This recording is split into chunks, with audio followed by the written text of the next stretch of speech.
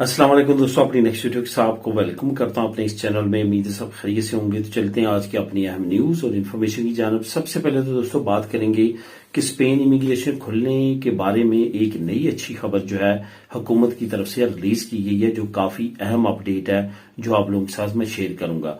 उसके बाद स्पेन में बच्चे की पैदाइश और स्पेन की नेशनलिटी, इस पे बात करेंगे। उसके बाद यूरोपियन नेशनलिटी होल्डर्स की कनाडा में सेटलमेंट, इसके बारे में अपडेट जो है, जो ताजा तरीन अपडेट्स हैं वो आप लोगों के साथ शेयर करूंगा।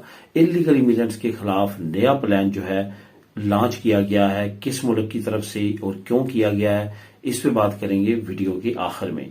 तो दोस्तों वीडियो की डिटेल्स की तरफ जाने से पहले आपको बताता चलूं कि कौन कौन से आपको लिंक मिलेंगे डिस्क्रिप्शन में, जिसको क्लिक करके आप खुद भी रीड कर सकेंगे। पहला लिंक तो आपको स्पेन इमिग्रेशन खुलने के बारे में जो अच्छी खबर है इसके बारे में मिलेगा, और दूसरा लिंक जो मिलेगा वो इलीगल इमिग्रेंट्स के खिलाफ जो नया प्लान है उसका मिलेगा, लिंक नंबर 2। इन दोनों लिंक्स को आप खुद भी क्लिक करके रीड कर सकेंगे। इसके साथ साथ तमाम दोस्तों से गुजारिश है जो इस चैनल पे नए हैं या जिन्होंने अभी तक इस चैनल को सब्सक्राइब नहीं किया, लाजमी तौर पर चैनल को सब्सक्राइब करें ताकि मजीद ऐसी आने वाली वीडियोस आप तक बर वक्त पहुंच सके। तो दोस्तों बात करते हैं कि स्पेन इमिग्रेशन खुलने के बारे में जो अच्छी नई खबर है वो क्या है और किस तरह से ज्यादा लोग जो हैं इससे फायदा उठा सकते हैं। असल में जो इस वक्त हुकूमत है उसकी 100% कोशिश है कि ज्यादा से ज्यादा लोगों को जो है वो लीगल किया जाए।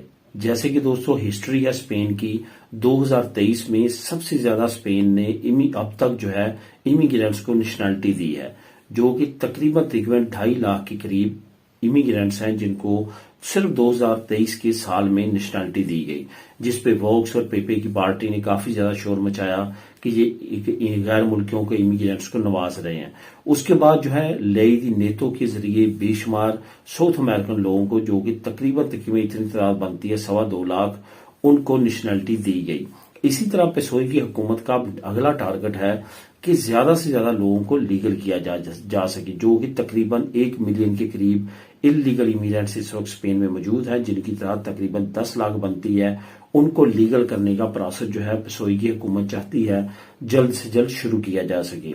एक तरह से इन्होंने 5 तरह की अराइवल्स को शुरू किया ताकि जो नए आने वाले इलीगल इमिग्रेंट्स हैं उनको यहाँ पे लीगल होने का मौका जो है वो फराहम किया जाए।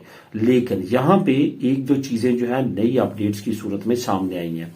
एक तो हुकूमत ने ये बेतहाशा कोशिश की कि 31 दिसंबर 2024 से पहले पहले जितने इलीगल इमिग्रेंट्स थे उनको जो है एक ही बार इमिग्रेशन ओपन करने के बाद लीगल किया जाए। उसके बाद ये जो अराइवल्स के प्रोग्राम है ये चलते रहें, जैसे जैसे नए इलीगल इमिग्रेंट्स आते जाएं वो भी लीगल होते जाएं, सेम लाइक जिस तरह पहले था अराइवो सोशल वगैरह, उसी तरह से ही हुकूमत के ये प्लान थे। लेकिन इसमें बड़ी रुकावटें वोक्स और पेपे की पार्टीज बनी हैं और बन रही हैं। अभी तक उन्होंने बिल्कुल भी हमायत नहीं की पेसोई की, जिसकी वजह से इसको ओपन करने में रुकावट है। अभी जो रिसेंटली स्टेटमेंट सामने आई है हुकूमत की तरफ से वो ये आई है कि 20 मई 2025 से पहले पहले जितने इलीगल इमिग्रेंट स्पेन में मौजूद होंगे हम चाहते हैं कि उनके लिए इमिग्रेशन ओपन कर दी जाए। अब ये बहुत ज्यादा उम्मीद है कि जून में पार्लियामेंट में इस पे बहस हो सकती है और पार्लियामेंट में वोटिंग हो सकती है और इस पे कोई अच्छी अपडेट सामने आ सकती है। अगर वोटिंग जो है इमिग्रेशन ओपन होने के हक में सामने आती है तो बहुत बड़ी तादाद में, जो कि 1 मिलियन से भी ज्यादा हो सकता है कि इमिग्रेंट्स बढ़ जाएं, वो जो है वो यहाँ पे लीगल हो सकेंगे। अब यहाँ पे बहुत सारे दोस्तों के क्वेश्चन ये भी आते हैं कि क्या इमिग्रेशन ओपन होगी तो फिर कॉन्ट्रैक्ट नहीं मांगा जाएगा। यहाँ पे आपको दोस्तों बताता चलूं, जितनी भी हिस्ट्री है इमिग्रेशन ओपन होने की, यूरोप के किसी मुल्क की आप देख लें, या 2005 में लास्ट टाइम स्पेन में जो इमिग्रेशन ओपन हुई थी उससे पहले बार बार ओपन होती रही है 3-4 साल लगातार।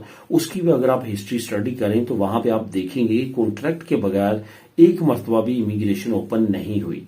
कॉन्ट्रैक्ट बहुत ज्यादा जरूरी है, लेकिन बीच में कुछ ऐसी चीजें आ रही हैं जिसकी वजह से ऐसा लग रहा है कि कुछ ऐसा कानून बनाया जा सकता है। जैसे अराइगो फार्मेसी उनका ऑलरेडी एक कानून है जिसमें आप बेसिक लेवल पे लीगल तो हो जाते हैं कॉन्ट्रैक्ट के बगैर, लेकिन रिन्यूएशन के वक्त आपको कॉन्ट्रैक्ट की उसकी जरूरत होती है।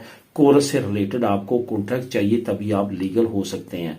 सेम इसी तरह से हुकूमत शायद कुछ ऐसा नया प्रोग्राम लॉन्च करे लेकिन अभी तक कोई भी इसके बारे में अपडेट नहीं है। लेकिन एक चीज बहुत ज्यादा अहम है जो आपको बताता चलूं, जो कि एक अच्छी चीज है, वो ये है कि इमिग्रेशन ओपन होने में और नॉर्मल इमिग्रेशन जैसे अरागो के डिफरेंट कवानीन चल रहे हैं उसमें फर्क ये जरूर होता है कि अरागोस के डिफरेंट प्रोग्राम्स में अगर आप कॉन्ट्रैक्ट लगाते हैं तो उसकी छानबीन बहुत ज्यादा बारीक बीनी के साथ की जाती है।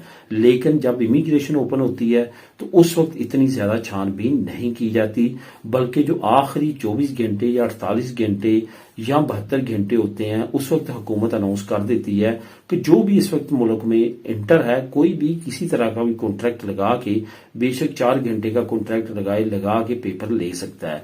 तो उस वक्त बहुत बड़ी तादाद में लोग लीगल होने के लिए जो है वो अप्लाई करते हैं और वो कामयाब हो जाते हैं। इसी तरह होता रहा है तमाम इमिग्रेशन में। तो ये अपडेट बहुत अच्छी है। हुकूमत खुदा करे कि जून में कामयाब हो, वोटिंग हो, इस कानून के हक में वोट पड़े। पॉपुलर पार्टी जो है वो पिसोई काफी इनको मनाने की कोशिश कर रही है कि इस मसले का हल निकले, क्योंकि ये नेशनल लेवल पे पूरे स्पेन का फायदा है, साथ साथ इमिग्रेंट्स का भी फायदा है। तो इस पे बहुत ज्यादा चांसेस हैं कि अगर इमिग्रेशन ओपन होती है तो आप देखेंगे कि स्पेन की इकॉनमी बहुत ज्यादा बूस्ट होगी, बहुत बड़ी तादाद में लोग लीगल होंगे, बहुत बड़ी तादाद में स्पेन की हुकूमत को टैक्स कलेक्ट होगा, जिसकी वजह से पेसोई की हुकूमत और पॉपुलर पार्टी को भी तनकीद का निशाना बनाया जा रहा है कि वो स्पेन की बेहतरी के लिए क्यों इस कानून को पास नहीं करवा रहे। तो इस वजह से बहुत ज्यादा उम्मीद है कि जून में कोई अच्छी अपडेट सामने इंशाल्लाह ताला आएगी। अब दोस्तों बात करते हैं कि स्पेन में बच्चे की पैदाइश और स्पेन की नेशनैलिटी।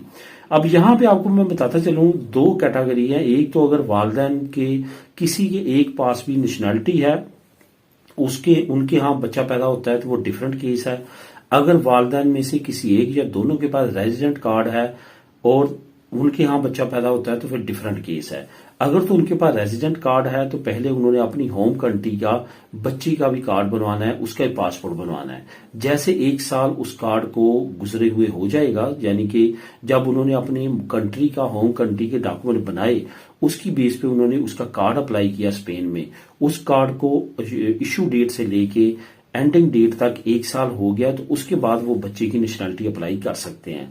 लेकिन अगर वालिदैन में से दोनों में से कोई एक ऑलरेडी स्पेन का नेशनल है तो फिर उसकी होम कंट्री के डॉक्यूमेंट बनाने की जरूरत नहीं है, फिर डायरेक्ट बच्चे की जो है वो स्पेन के डॉक्यूमेंट बनेंगे और स्पेन की ही नेशनैलिटी बच्चे को मिलेगी। ये एक अपॉर्चुनिटी है जो डिफर करती है रेजिडेंट कार्ड होल्डर्स को और स्पेन की नेशनैलिटी होल्डर्स को। तो इस तरह से बच्चे की पैदाइश पे जो है ये डिफरेंट सिनारियो जो है वो सामने आते हैं। तो इसके बारे में अगर मजीद आपको डिटेल चाहिए हो तो नीचे आप कमेंट कर सकते हैं और मैं इस पे आपको तफसीली जवाब दे दूंगा। अब दोस्तों बात करते हैं कि यूरोपियन नेशनैलिटी पे कनाडा में सेटलमेंट जो है वो ताजा तरीन अपडेट क्या है। ताजा तरीन दोस्तों अपडेट ये है, 2021 में कनाडा में ने कोरोना वायरस की वजह से ये अनाउंस किया कि जो भी यहाँ पे विजिट वीजे पे आते हैं वो LMIA लेके यहाँ पे वर्क परमिट हासिल करके यहाँ पे रह सकते हैं, काम कर सकते हैं, उनका वर्क परमिट इशू कर दिया जाएगा। बहुत सारे लोगों ने यहाँ पे, क्योंकि यूरोप की एंट्री थी, वहां पे जाके इसी तरह किया, LMIA लिया और LMIA के बाद वहां पे वर्क परमिट इशू करवाए और वहां पे काम किया। लेकिन 2023 में आके इस कानून को खत्म कर दिया गया। अब आप अगर वहां पे जाते हैं तो LMIA के जरिए विजिट वीजे पे आपको वहां पे LMIA के जरिए वर्क परमिट नहीं दिया जाएगा। इस वजह से किसी भी एजेंट माफिया के हत्थे चढ़ने के बजाय इसके बारे में 100% मालूमात लें, उसके बाद ये तमाम चीजें करें।